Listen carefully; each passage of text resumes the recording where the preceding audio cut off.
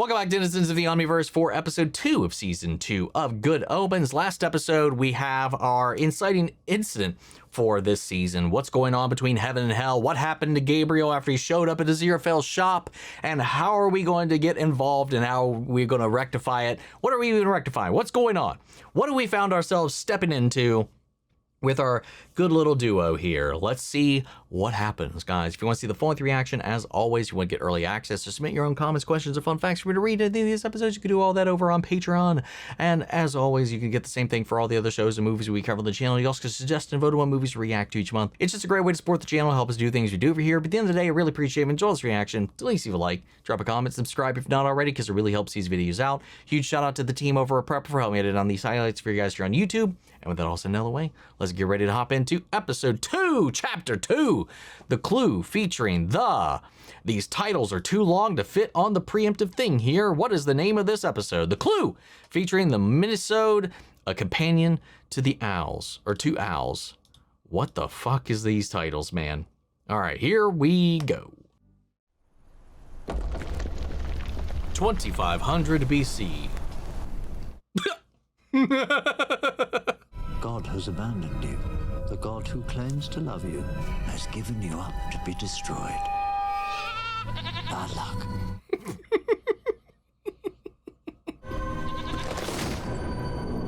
The land of Uz. Whoa.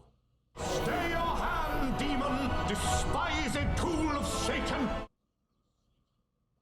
In the name of Almighty God, avaunt! What the hell?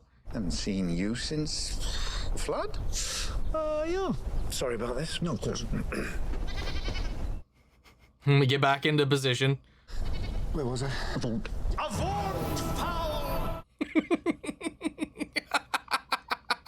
Mighty, I command thee, begone! No. I refuse. You see, I have a permit. Permit? Oh, what? These goats belong to Job, right? Who is, I might add, a particular favorite of God. Whoa! What the hell? Satan and his diabolical ministers may destroy everything Job owns, no questions asked, hugs and kisses God. XOXO God. Job is a good and righteous man. I mean, he really is an absolute poppet.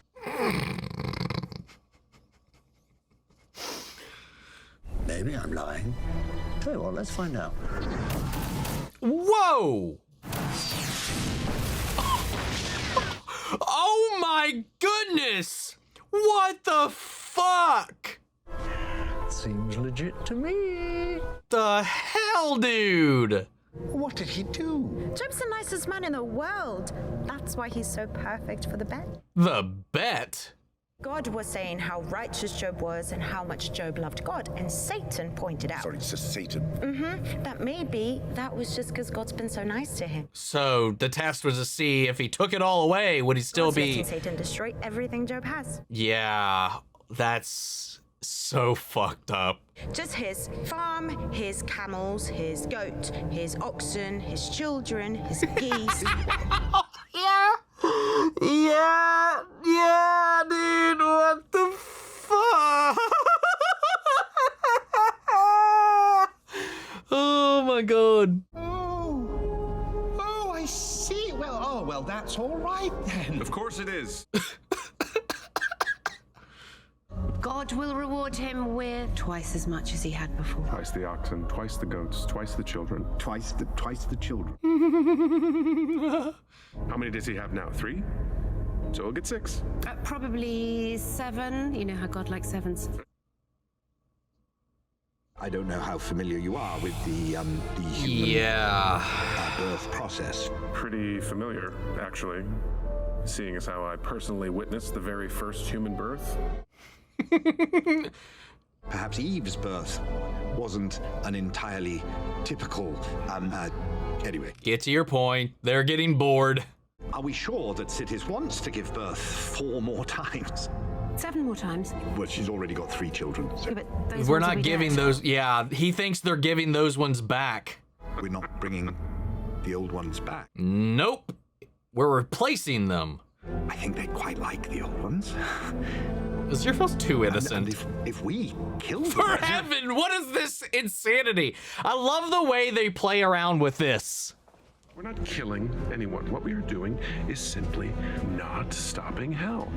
Oh my god. That's so fucked up. What comes after K? Fuck. Oh, I thought I'd make the books easier to find, so I thought if I put them in alphabetical order. Alphabetical by author? What's author? Nope. I was shelving the books Oh, by no. the first letter of the first sentence. The first sentence?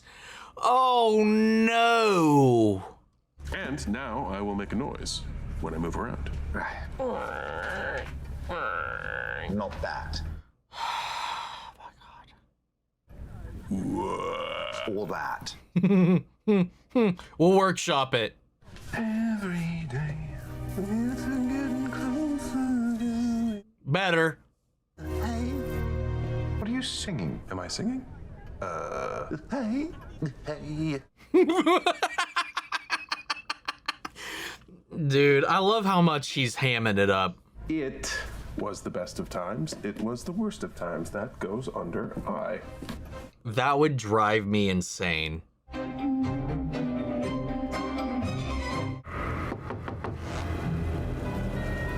The fact that he's living out of his car is wild. Former demon, hated by heaven, loathed by hell. How will our hero cope? Are you making fun of me? Would you know if I was? Good point. I've spoken with Beelzebub. A miracle of enormous power happened last night. The kind of miracle only the mightiest of archangels could have performed. Or an angel and a demon. Somewhere very close to your friend's bookshop. Are you telling me you don't know what caused it? How do you know I didn't do it? And we will be grateful. And otherwise, you'll be disliked by heaven, hunted and eliminated by hell. Lovely. You do understand I'm threatening you? I don't think he cares.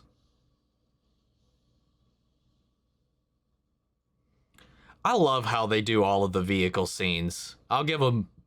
I'll praise that every damn time.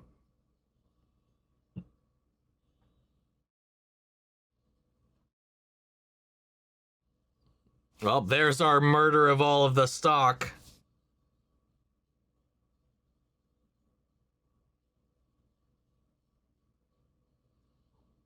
Oh, I just saw Tennant's name in this.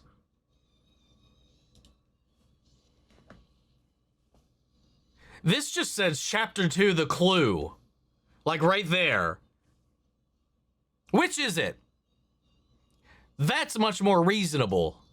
Maggie, what can you tell me about a song? Every day, it's a getting stronger. Love like that surely come my way. Oh no, what the hell? You're crying. I'm not. No, you are. Yes, I'm crying. That's just a thing you say. May I ask why you aren't crying?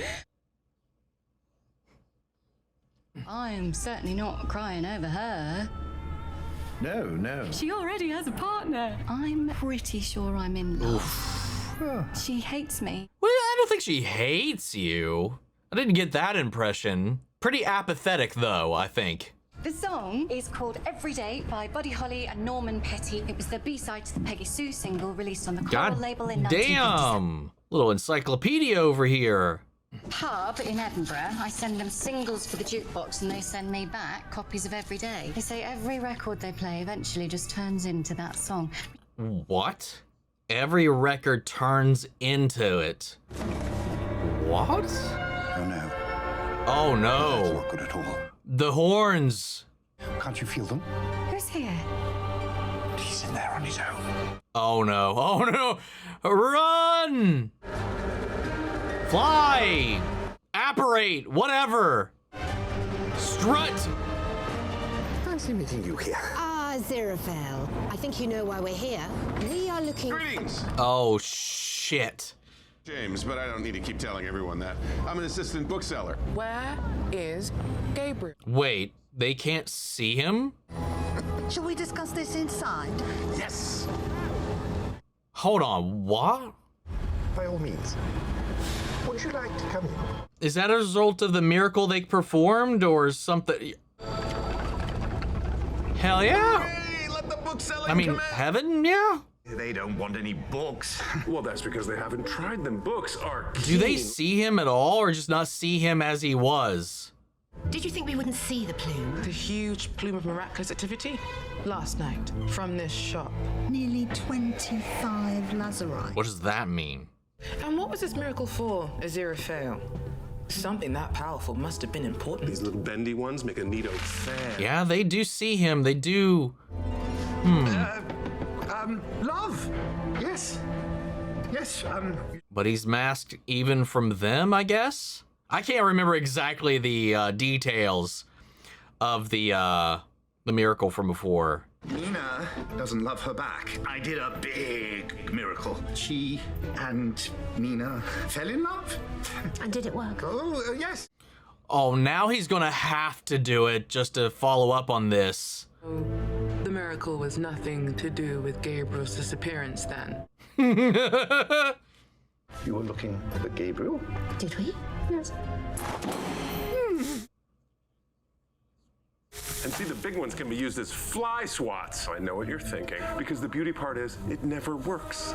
Don't I know you? Yes, you do. I'm the assistant bookseller. Open the door for you? Duh.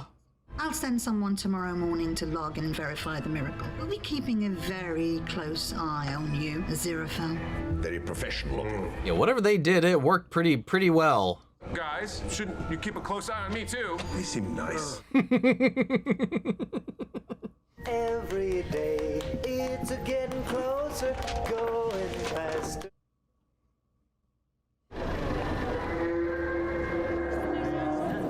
Oh, we're going to the pub. What's wrong with the coffee shop? Well, that is precisely the point. Sherry for me, please, a large one. We met at the Wickper Street Traders and Shopkeepers Association annual meeting several years ago. Every time I would look into your shop, you'd be closed. And if I was a superstitious man, I'd have taken it personally. Maybe you should have. Whiskey for me. Hello. Oh, Mr. Fell's just been telling me how much he's looking forward. Nebraskan woman taught Duck to You astonish me. Yeah. So look, I'll send over all the details. play Thursday night after closing. something. Accordion. That's what it was. There's something urgent I need to talk to you about. Yes, same here. Last night's miracle. Right. We can't talk about it in the cafe. Because? It's about the woman in the cafe. Her name's Nina. Maggie in the record shop has a pash on her and doesn't know how to conduct a courtship. Yeah. It is now the same problem. Gabriel miracle last night set off alarms in heaven. Oh. They suspect something. And so I told them I made Nina and Maggie fall in love. It was the first thing I could think of. And they believed you? They're sending someone to check. Fuck. Well, that would be evidence of another miracle. Nina and Maggie fall in love. Heaven's suspicions are allayed. So now that you're playing matchmaker, we got to get her out of that other relationship, though, first. Forces them together beneath a canopy. They look into each other's eyes and realize they were made for each other. Sounds a bit unlikely. No. Humans wed and staring into each other's eyes. That's all you need. If you're going to invoke fiction, you might as well do it properly. Properly. You remember Jane Austen? Yes. Brains behind the 1810 Clerkenwell diamond robbery. Brandy smuggler, master spy. What a piece of work. She wrote books. Yeah, what are you talking about? What the fuck? Oh, a bit of a dark horse. Novels, eh? Yes, they were very good. What? No, I'm just surprised. That's what we think it is. She had balls. Cotillion balls. People would gather and do some formal dancing and then realize they had misunderstood each other and were actually deeply in love. Now that sounds unlikely. Sure. I'll show you the record. I think it may be a clue. I'm lost. Am I doing a race? What the hell?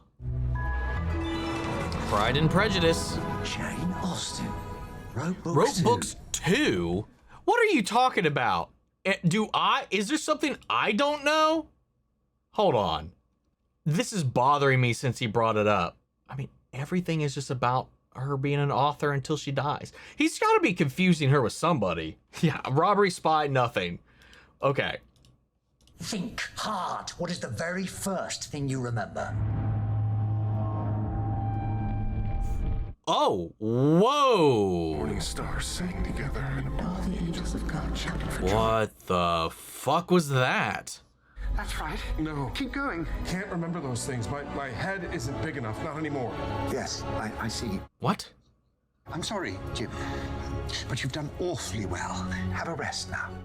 Is he physically a human being now? Is that why he said my head's not big enough anymore? Can't contain that amount of knowledge? So he's just broken and scattered? Your boss said that to Job, do you remember? I most certainly do. I can't get over the way Crowley looks in this era. Fury at myself. Fine, what have you done? I don't know. And how sunk in sin must I be not only to deserve all this, but not even to know why? Oh, God. Person was looking for the children. Why, who are you? Just an old friend. What old friend? You tell me. Bildad the Shuhite. Yeah, let's go with that. We're a tiny bit busy weathering the wrath of God. You could do with someone to check up on the kid. God wouldn't. Are you sure? They've done nothing. They're innocent. So were the goats. This is wild. So far this episode, I'm just like along for the ride. I'm not feeling a lot of the issues I felt. I felt last time. Last time we met, you seemed pretty confident I couldn't destroy Job's goat. Yes, I was wrong. The great thing about being a demon is you can do whatever you want. You sound jealous, Angel. I get to do what God wants. I know the angel you were. The angel you knew is not me. Then you tell me that you want to do this. Look me in the eye. Tell me. I want to. I long to destroy the blameless children of blameless Job, just as I destroyed his blameless goats. That's not the Crowley I know. May God forgive you. He's unforgivable, though. Isn't that the point? Oh, he didn't kill the goats. Aw, you softy, you. He transformed the goats. Look at that. That's adorable. You can stop grinning. I'm not grinning. Doesn't mean we're on the same side. No. Temporarily, not on different sides. Well, I'll take that. Be not afraid. I am an angel of the Lord thy God. Have you brought the wine Daddy prayed for? What? No. I have no wine, child. I bring... Tennant! The angels are here, just not our usual ones. They haven't brought the wine. You better pop off and get it now, hadn't you? The hell? Oh, he seems nice. I bring a warning! Satan has sent a demon to destroy you tonight! Don't be silly. Well, also, that's Ty, I think. I'm sorry, Satan. Satan wouldn't dare. Certainly not. You see, I'm Keziah, daughter of Job. And I'm Enon, son of Job. And I'm Jemima! But also, daughter of Job. You know, the Job. I'm sure you've heard of him. God's favorite human. Yes, I know who you are. You're a funny-looking angel. Aren't I just? Are you a demon? Oh, she's good. In fact, technically, a demon. Spot on. Sent here to destroy.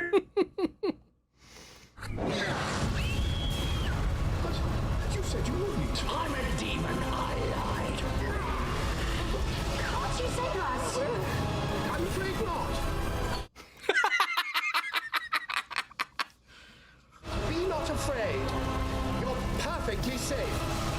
It's gotta be all for show. What happened? We're in the cellar. Very clever. Will someone please tell me Ah! What have you done to him? This. I love the punch zoom. Can I be a blue one? Oh, sure.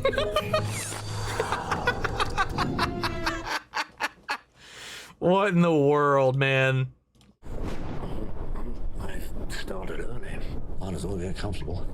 Drinking human wine. As opposed to non-human wine? Yeah, all right. You don't drink. Try the food, though. Is this how it starts? His love of food begin? Are you trying to tempt me? Not at all. Angels can't be tempted, can you? Certainly not. Well, there you are then. You're free to try.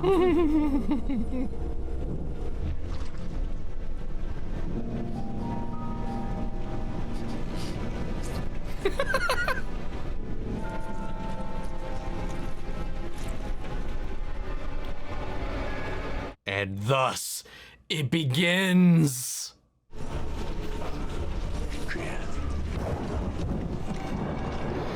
He's going to town, though. He's like a goddamn bird.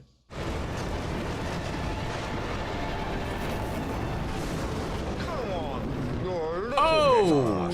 Whoa! Not even the littlest. Well, you're not on hell's side. I come along with hell as far as I can. So whose side are you on? My side. Well, that sounds... what? Lonely. No. Whose side are you on? God's, of course. Same God that wants me to whack the kids. Yes. Believes that can't be true. See you in hell. Oof. God damn. Were you there when all the morning stars sang together and all the angels shouted for joy? God, actually, I think so. Talking to him. I don't suppose he's getting any answers. Does not seem like it. Did you give wings to peacocks, Job? Or teach the ostrich to run? What did God say? I'm not sure. I didn't understand much. Oof, yeah. Ostriches came into it. Ostriches. And whale. God's very proud of the whale. Went into some detail about how great whales are. They explain. Not really, no. I think the point was, if you want answers, come back when you can make a whale. What? It's like, yeah, when you're as cool as I am, maybe then you can actually ask me any questions. Do you know who I am? That's what it sounded like. Were you there? Did you do this? Is that you? Who are you, Job? Prepare for your reward. Where you have lost 300 sheep, the Lord grants you 600. Your 3 children are completely dead. God now grants that you may conceive 7 children. Congratulations! Look at her face. If my children are dead, then I will curse God. Whoa! Whoa, whoa, whoa, whoa, whoa, whoa. Remember me? Bildad the What is Shuhite. happening? This is a farce. Who is this? Shuhite, of course, means from the land of Shua. As it happens, I am a leading shoemaker. It would be really useful if you were an expert on human births. Then this is your lucky day! What the fuck? And the twin passions of Bildad the Wow, Shuhite. what convenience. Citis here has just learned she is to have lots more children. No need to be shy, Citis. I'm a professional midwife/cobbler. Gabriel here has personally witnessed childbirth in the Garden of Eden. Shouldn't have happened in Eden.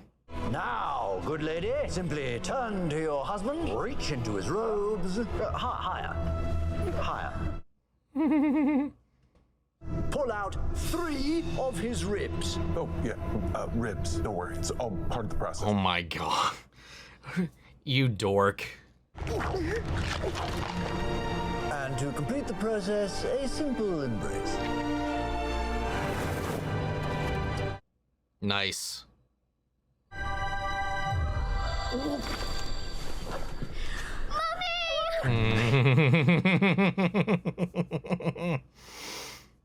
They're not babies. Certainly not. Was Eve a baby? Was she? No, they can arrive at any size. Tennant, my boy. Enon? No, not Enon, Job. Enon's gone. So this is your new son. But it is a miracle. Yeah, just go along with it. But now you still need 4 more, right? They still want 4 more. A new child. They're all new. He's like, I see exactly what you're saying now. Yes, it bloody is. Shut the fuck up. Aziraphale, are these the new children God promised Job? They seem to be his old children. Aziraphale, who are they? Oh my god. They are his new children. You have my word as an angel. Ooh. Well, that's all right then. Huh? Why didn't you just say so?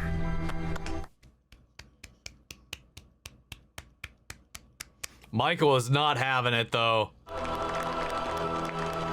Well, yeah, what about the other 4? They wanted 7. You're the one from yesterday, struck by lightning. It looked worse than it was. Mr. 6 espressos in a big cup. Silly question, but how do you feel about sudden rain? It's important. Oh, Maggie, actually we're not friends, we barely know each other. We just got trapped in the shop when the power went out. My partner was not impressed. Well, not a pleasant evening, that's all. Gotcha. Smooth, very tactful. Yeah. You need a lift somewhere? The way he just appeared. I was trying to tell you about this, my clue. The resurrectionist. It is, as you might say, a miracle. I thought I might pop up there myself and investigate. Fair enough. What time's your train? Actually, I rather thought I might take the car. What car? Our car. We don't have a car. Of course we do.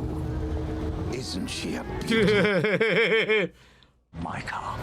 Well, yes, technically, just as that bookshop is technically my shop, we both get plenty of use out of it, don't we? I'll be very, very careful. No! And while I'm gone, you can look after the What? bookshop. Why don't you just both... Oh, yeah, they can't leave him behind. It was the day my grandmother exploded. So many in the I section. A single man in possession of a good fortune must be in want of a wife, whatever that is. It was a nice day. Yes, I thought perhaps they might send you. I think he's gonna be executed or something. I'm ready to go. Go to hell. I'm not taking you to hell, Angel. Why not? Well, I don't think you'd like it. No. I'm like you now, a demon. Oh, the smile on his face. Oh. Sorry. I'm a fallen angel. I lied. Thwart the will of God. Oh, yeah, you did, but I'm not going to tell anybody. No. Nothing has to change, does it? But what am I? Still an angel. You're just an angel who goes along with heaven as far as he can. Aw, I like that. Yes, that's cool. I like that one. No. Oof. Well, not when we're together. But you said it wasn't. I'm a demon. I lied. I lied. That was good. That was... Oh. Okay. Maybe because all the setup was out of the way and all these different things being juggled, this one was so... One, it was just so focused. But my God, maybe also the expectation was locked in, but I was locked in this episode. It was focused. It was zeroed in. We got a fun tell, a little play, little fun, little gallivanting into a classic tale from the Bible that they intervened in. And again, I love the philosophical and ethical and moral debate about a lot of those happenings and how they kind of are playing around within that, interfering and doing what they feel is the right thing. You know, Aziraphale, like, corrupting himself in his mind to do what he believes is right by them all. And then all the little ways that Crowley tries to be all big and bad, but then is almost, not corrupting, but cleansing himself or purifying himself in these acts. They're both entertaining the opposite of their usual, or what is expected of them when it comes to it. Like they said, I go with hell as far as I can until I just don't. And then for him, it's the other way. I will go with heaven and as far as I can. And because they do that, it feels so isolating, because they carry these secrets that they can't share with anybody else outside of themselves within their own pockets. But together, they can share that. And that's what brings them coming back and back and back and back. We've got this mystery of this pub that has a magic jukebox that turns every record into that one song that has something to do with Gabriel's circumstance. See, meaning the miracle worked well enough as long as he's in the bookshop. They can't see him, detect him, feel him, whatever. Like, he's there, but he's not Gabriel to them. So that worked at least well enough, but because we are passing off that miracle as something else, now we're almost obligated to make this love story happen, which is hilarious as well, especially with Crowley like probing for information about how their proposed tactic may or may not play out if they actually executed it. So that was fun, but the whole thing with them in the past, I love the time period setting explorations with these two characters, and I love we got almost like most of this episode was one of these sessions. I found that fascinating, the way that also kind of became relevant to what was going on today. I'm kind of curious on the takeaways, the interpretations of God just kind of like, yo, motherfucker, you coming here asking me questions like I did this, I did that, did you teach this, did that, this, constellations and all that, what are you doing? And he's like, I like, what the fuck was that? This was a fun episode. I had a lot of fun with this one. Dude, I literally, though, I could not deal with Jim. Jim's better than Gabriel, I'll say, but goddamn, man, I would need to lock him in a basement or something, dude. I could not. Him rearranging everything by the first letter of the first sentence that's just some evil shit right there. But all the bantering, all the bickering, all the back and forth, all the scenes between them, they're so ooey gooey, and I love it. I love it. I just want to eat it all up. I mean, I don't really know what else to really touch upon that. I didn't touch on during the episode itself either, but like, we don't really know what's going on. Again, Michael, like in every instance, seems to know more than anybody else does. I was like, this is clearly not the new children. And we know that they've got this connection with hell. I think they're behind it. I think it's Michael and Beelzebub and God knows who else. I don't know. I don't know why you would introduce just a random third party that's intervening with everything later that we haven't seen before. I mean, you could. I don't know. I'm kind of curious where this is all gonna, like, what the turning point's gonna be. But we'll see. We'll see. A lot of fun stuff in this episode. I loved this episode. I liked last episode. Don't get me wrong. This one was way more, I don't know, felt more my speed than the last one did for whatever reason. I can't explain it or put my finger on it. That's the word. Elisa, let's go to Patreon. Elisa H, rewatching my own Good Omens reaction so I can remember stuff. Nina and Maggie were both in season 1 as nuns from the Chattering Order, if you didn't know by now. I did catch that. That was mentioned in a previous one. I just didn't remember who she was initially. Maggie. She was the one that misunderstood the wink exchange between the two of them. I remember that now. I think I recalled that this episode. And then you probably know Peter Davidson Job as the Fifth Doctor, and also David Tennant's father-in-law, Ty Tennant, Enon's son of David. Yeah, I recognized Ty. I saw him in here. I did not recognize Peter Davidson, though. But now that you mention it, I can definitely see that. And I always forget that they are related. This is a real family time episode, for sure. For sure. All right. You know what? Katie, I'm going to save you for last, given there's only one other Good Omens comment ahead of you here. So I'm going to save that for the final sign off here. Anyway, Sav Miller, not much to add beyond what others have commented, but I would like to bring attention to this Twitter thread regarding a particular moment in this episode that is a perfect example of Michael Sheen being the #1 ineffable husband shipper. All right, well, let's take a look at this then. I guess it was immortalized on Reddit. Here they. Okay. The only thing I want to know in life is if this was scripted or just Michael Sheen. All the hand on the chest on the... Oh, yeah. Well, the scene is scripted, of course, but as putting his hand on the thin Doc Duke like that is me, I believe. Oh, behave. Nice. Thank you for that. Thank you for sharing me that one. Now, finally, to our novelist, Katie. I might need to put a word limit on you before this is all said and done. Let's see. This episode gives us David Tennant's best look yet with Bildad the Shuhite, who he looked like a edgy Dumbledore, who fun fact is an actual character in the Bible. Yep. What I love about season 2 is how it expands upon the cold open of 1-3 with these episodic minisodes.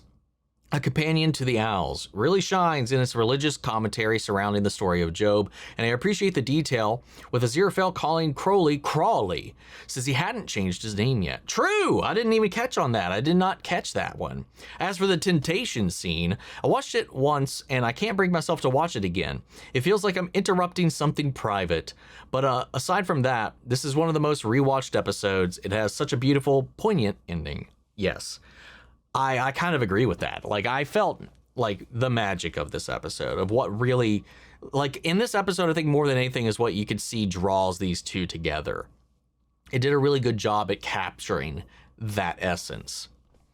What the season lacks in urgency, I believe it makes up for its character exploration. The minisodes are a highlight of the season, in my opinion, and serve a great purpose in laying the groundwork for later character motivations while giving context to Crowley and Aziraphale's 6,000-year-old relationship. Without spoilers, season 2 is one of those seasons that gets better and better on every rewatch as you pick up on all the little breadcrumbs from seeing random Crowley Aziraphale side quests from centuries ago that end up informing certain character decisions later on. On first watch, they seem random, but these minisodes give a great context to Aziraphale and Crowley's characters as they have a major payoff later. I mean, even in this episode, like I was talking about, like that story was relevant to what was happening in the present day, why they made certain choices, why they've made certain choices, even in season 1. It does expand a lot on the two of them and their dynamic and their own moral compasses of sorts.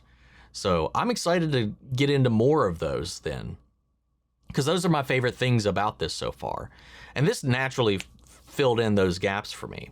As you probably picked up by now, the plot of the season definitely takes a back seat to the character exploration or development of Aziraphale and Crowley. Yeah, definitely the balance here was definitely more leaned into the two of them and their history in that story than the actual plot. Yeah, I definitely got that vibe in this episode for sure. And I'm kind of, you know what? I'm okay with that. You were mentioning the last episode how the plot felt like filler, and that's because the Gabriel plot arguably is filler for the character-driven stuff that is happening around it. Crowley and Aziraphale's character journey throughout the minisodes and in the present is the A plot, while everything else is the B plot. Okay, and I've kind of got that impression by this point, but I'm going to keep that locked in as we go through it. It's definitely a huge contrast with season 1, but it's something I really grew to appreciate about season 2 after seeing the bigger picture actually going into this actual sequel. After all, the purpose of the season is to get Crowley and Aziraphale to where they need to be for the sequel. Though it would have worked a lot better if season 3 was still 6 episodes long.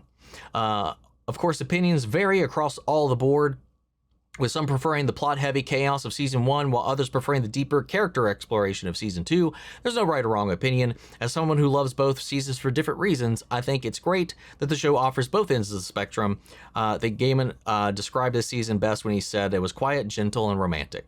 I think you mentioned that before when you were describing Season 1 to me as well. I think I just reduced the... Whoa! I accidentally tapped my earbud and it fucking started the episode again.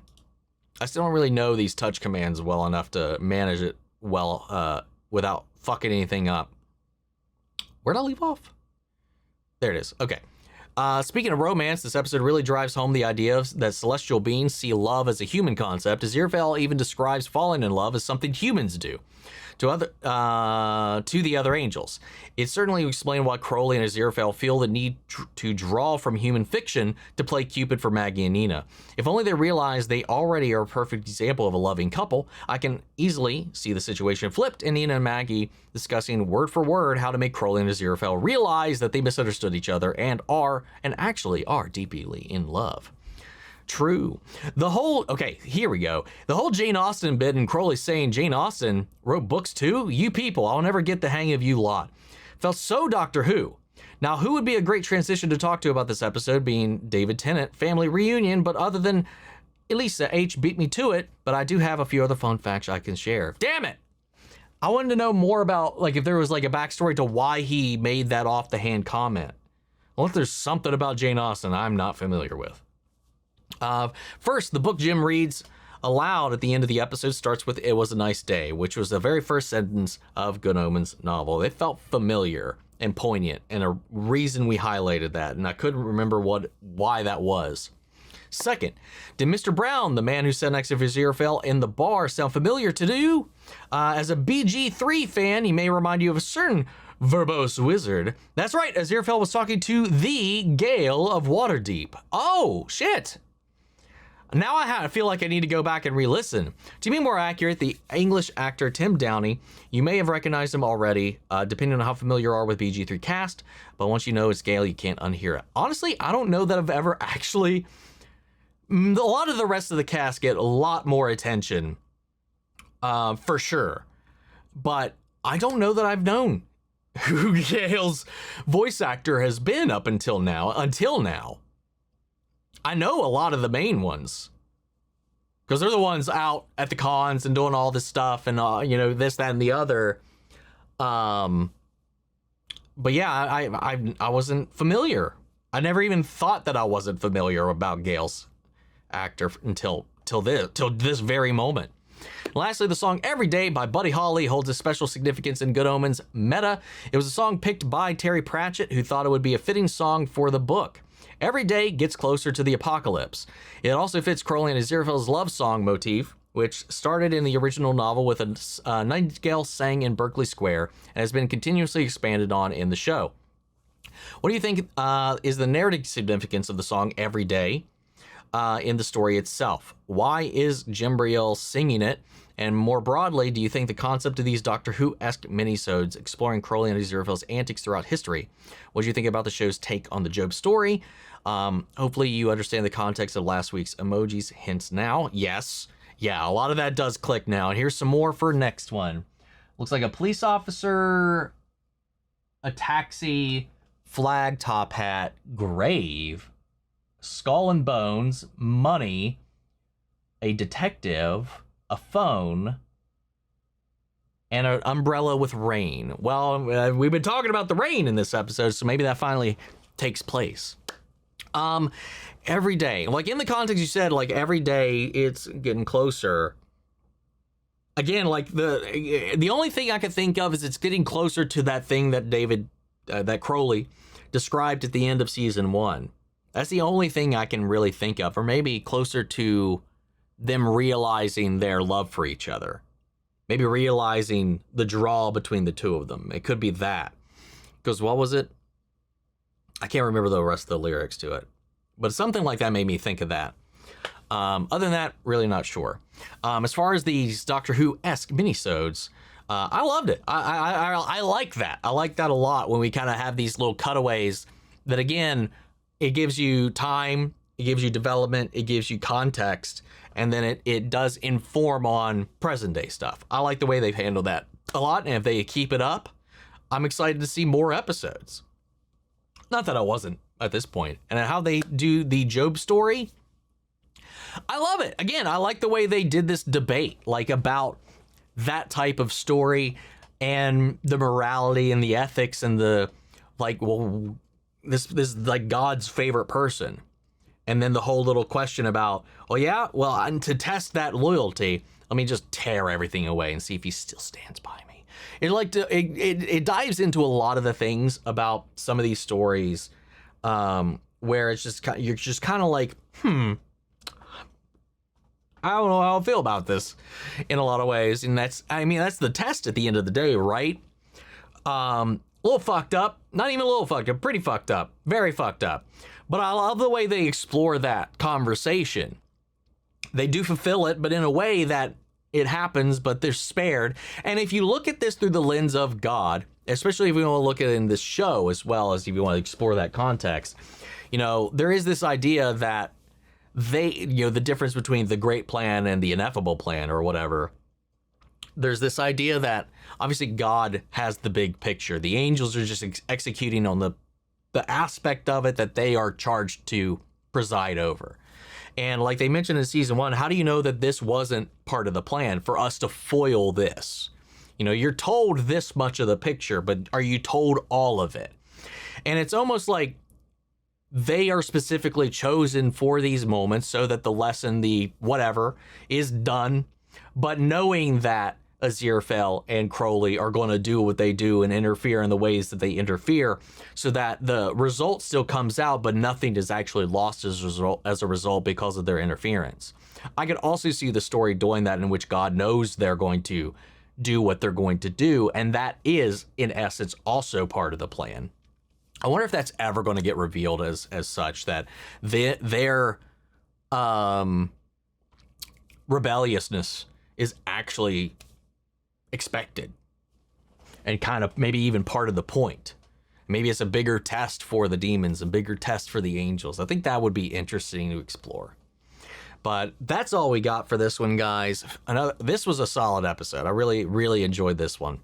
So if it's with the setup out of the way, this one was a way more smooth of a ride for me. Gelled really nicely. Liked everything we had here, and I'm excited to see if it keeps that train going. Sometimes when you get like a setup, it can be a little like jarring. There's also just like, now I know what to expect. So I don't know how much of it was just maybe the episode and the execution itself versus now I've got a clearer expectation. I'm not exactly sure where that line rides. But anyway, guys, I want to hear from you all. Sound off the comments. Let me know your thoughts down below. We'll carry the conversation after the video. Hope you enjoyed the reaction. If you did, leave a like, drop a comment, subscribe if not already. Remember, if you want to see the full length reaction, if you want to get early access, submit your own comments, questions, or fun facts, do all that over on Patreon. Speaking of before we go, I want to shout out Lily Chan Sun, Kiana Chanel, McGreg, Angela Burr, Calvin Brindley, Sleepy Bastard, Theodore Wolf, and Amy Becca. Thank you guys so much for becoming saviors here on the channel, helping sponsor, support the rescues, and take care of here at the office. You guys have been a tremendous help with all that. Thank you guys so much. Especially now that I got to get vaccines for everybody. It's time for everybody's little renewals. Indy's sick, so you guys are helping out a lot with all that. So thank you guys so much. And especially you guys, a huge shout out to all of our channel legends. You guys and the patrons allow us to do what we do over here. And the channel would not be what it is currently without you guys and the support. We would not be able to keep up with everything. So I appreciate you guys so much. And thank you guys to you guys here on YouTube. Without y'all, we wouldn't be here. Love you guys. And I'll see you all in the next one. Take care, everybody.